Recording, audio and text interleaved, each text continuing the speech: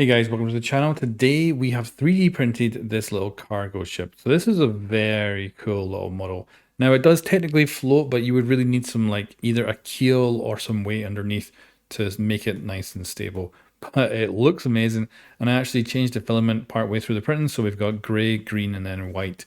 And overall, super impressed with how this has come out. And of course, this is more in line with maybe this being kind of a toy rather than any kind of display piece.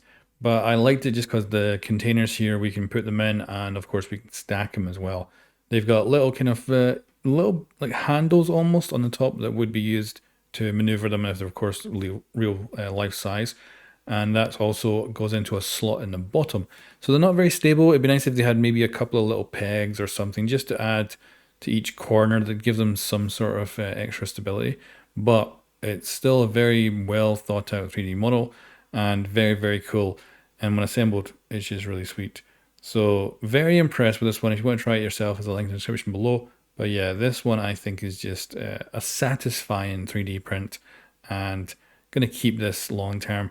Maybe kind of a good fidget thing for your like your desk or something like that. Or if someone actually does serve on a cargo ship or something or does some sort of hauling, this might be quite cool 3D print for them.